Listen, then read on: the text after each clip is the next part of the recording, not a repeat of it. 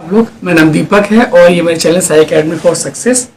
And अभी हम लोग 9th की एक बहुत ही इम्पोर्टेंट जो साइंस की बुक है वो हम शुरू करने वाले हैं।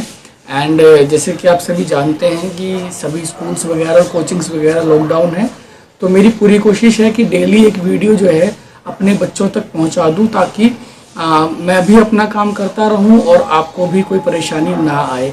आई होप कि 8th के मोस्टली बच्चे क्या सारे बच्चे पास होके 9th क्लास में गए हैं, क्योंकि मेरी ये ओपनिंग वीडियो है 2020 की। तो मैं आपसे 2 मिनट लेना चाहूँगा केवल कि आप तैयारी कैसे करें। बच्चों, इस समय हमें हमारा बर्बाद करने का नहीं है, हम लोग इसमें बहुत अच्छा कर सकते हैं अगर हम चाहें तो। बस आपको करना इतना है कि जितनी भी एजुकेशनल अच्छी वीडियोज़ हैं उन वीडियोज़ को आपको देखना है और उसके अकॉर्डिंग आपको अपनी प्रिपरेशन शुरू करनी है। ज़्यादा समय ना बर्बाद करते हुए आइए मैं शुरू करता हूँ हमारा फर्स्ट चैप्टर साइंस का, जो कि है मैटर इन आवर सराउंडिंग्स। देखो बच्चों, यहाँ पर हम लोग अपने आसपास के पदार्थों के बारे में यानी अपने आसपास के मैटर के बारे में बात करेंगे। सबसे पहले हमारी बात आती है कि what do you mean by matter. यहाँ आपको नीचे डेफिनेशन मिल जाएगी साथ में कि मैटर क्या है। तो anything which has volume, certain volume, mass and occupy space can be called matter. यानी कोई भी वस्तु, हिंदी बता देता हूँ, कोई भी वस्तु अगर वो स्थान घेरती है, उसका द्रव्यमान होता है, तो उसे हम मैटर कहते हैं। अब आते हैं टाइप्स ऑफ मैटर पे। तो बच्चों, मैटर के जो टाइप्स होते हैं वो 3 होते हैं। There are 3 types of matters. ठीक है, बहुत सारे लोग 5 टाइप्स के भी मैटर हैं, कई जगह कुछ गाइड्स के अंदर, कुछ CBSE गाइड है वहाँ पर 5 टाइप के मैटर है। बट मैं आपको जो NCERT बुक है उसके अकॉर्डिंग बताऊं तो केवल 3 प्रकार के, ओनली 3 टाइप ऑफ मैटर होते हैं, जिसमें पहला सॉलिड है, दूसरा लिक्विड है और तीसरा गैस है। यहाँ पहुँचने से पहले थोड़ा सा मैं आपको NCERT जो आपको दिख रही होगी आपकी स्क्रीन पर भी, उसके बारे में थोड़ा सा बता दूँ। इसमें पूरा जो पैराग्राफ है फर्स्ट वाला, when we look around us we find a very large variety of things with different shape, sizes and textures. Everything in the universe is made of material which scientists have termed matter। हर चीज़ किसी न किसी चीज़ से मिलकर बनी है। जैसे मैं हूँ, आप हो, हम सेल से मिलकर बने हैं। जो लिविंग थिंग्स है वो सेल से मिलकर बनी है, वहीं जो नॉन लिविंग थिंग्स हैं वो मैटर से मिलकर बनी है। हम भी मैटर से मिलकर ही बने हैं, जैसे कि दीवारें हैं या ये टेबल है या बुक है, तो everything is made up of matter. जो सभी चीज़ें किससे मिलकर बनी है बच्चों? मैटर से मिलकर बनी है। तो यहाँ बात हम कर लेते हैं कि शुरुआत कब हुई। मैटर की शुरुआत भी इंडिया से होती है, जब महर्षि कणाद ने मैटर के बारे में बताया। उन्होंने पदार्थ नामक शब्द की बात की कि पदार्थ नामक शब्द होता है। ठीक है, the Indian philosopher of earlier times classified matter in the form of 5 basic elements.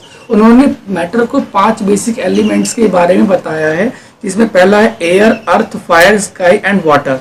यानी यहाँ पर air, earth, fire, sky and water, इन 5 पंच तत्वों के बारे में बताया है। और हमारे धर्म में भी ऐसे बताया गया कि पूरा जो हमारा शरीर है वो पंच तत्वों से मिलकर बना है, और इन्हीं 5 तत्वों की सहायता से जो है हम लोग जीवित रह पाते हैं। They firmly believe that everything living और non living was made up of these 5 basic element। A similar classification of matter was made up by the ancient Greek philosophers।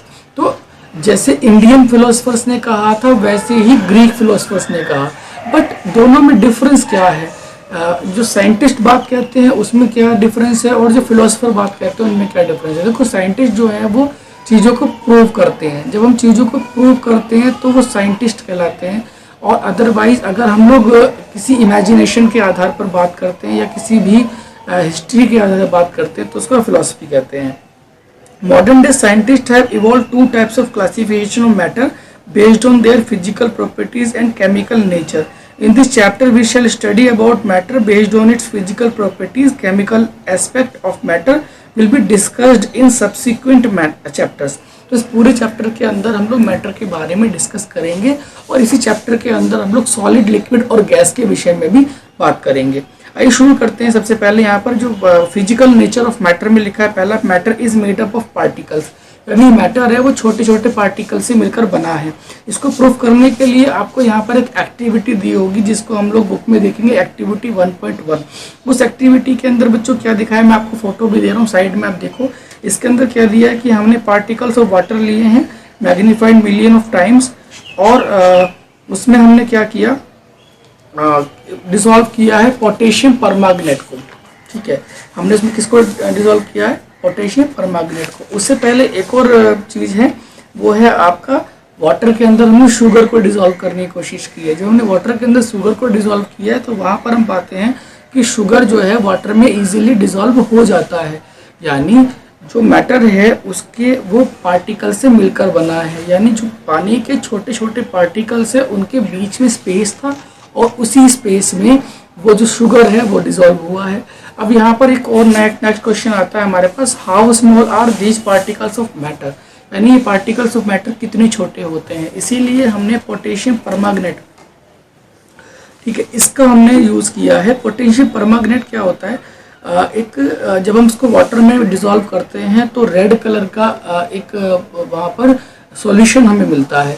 तो यहाँ पर हमने क्या किया, 100 ml वाटर लिया और उस 100 ml वाटर के अंदर पोटेशियम परमैंगनेट को हमने डिसॉल्व किया। डिसॉल्व करने के बाद हमने देखा कि उसका कलर जो है वो रेड हो जाता है।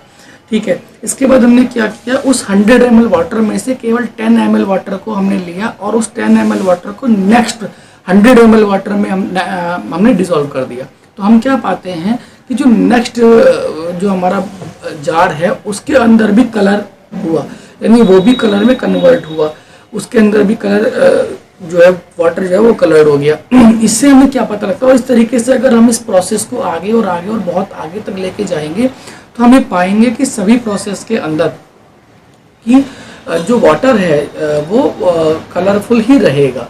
और वो कलरफुल क्यों रहेगा, क्योंकि पोटेशियम परमैंगनेट के जो पार्टिकल्स हैं वो छोटे होते चले जाएंगे, वो स्मॉल होते चले जाएंगे, और जैसे जैसे वो स्मॉल होते चले जाएंगे वैसे वैसे क्या होगा बच्चों कि जो पोटेशियम परमैंगनेट के कारण वाटर का जो कलर है वो थोड़ा हल्का होता चला जाएगा। तो ये हुआ एक और एग्जांपल जिसमें हमने पता किया कि how smalls are these particles of matter, यानी पार्टिकल्स ऑफ मैटर बहुत छोटे होते हैं। तीसरा पॉइंट इसमें मैं बता दूं आपको, particles of matter have space between them, यानी पार्टिकल्स ऑफ मैटर जो होता है उसके बीच में स्पेस होता है। वो हमने जो अभी एक एक्टिविटी की थी वाटर वाली, जिसके अंदर हमने शुगर को डिसॉल्व किया था। शुगर को डिसॉल्व करने के बाद हमें ये पता चलता है कि जो वाटर है उसके जो बीच में स्पेस था वहाँ पर वो शुगर जाकर ऑक्यूपाई, उसने अपना स्पेस कर लिया है। तो इससे हम पता कर सकते हैं कि जो पार्टिकल ऑफ मैटर होता है उसके बीच में स्पेस होता है। And last, particle of matter continuously moving. देखो बच्चों, इसको मैं आपको नेक्स्ट वीडियो में बताता हूँ, पहले मैं आपको थोड़ा सा रिवाइज करा देता हूँ। तो यहाँ पर हमने मैटर की डेफिनेशन देखी। देखो मैटर की डेफिनेशन अभी आपकी स्क्रीन पर आ रही है। The particle of matter are very small, they are small beyond our imagination. ये तो खैर हुआ कि पार्टिकल ऑफ मैटर बहुत छोटे होते हैं, हमारी इमेजिनेशन से भी बहुत छोटे होते हैं पार्टिकल ऑफ मैटर।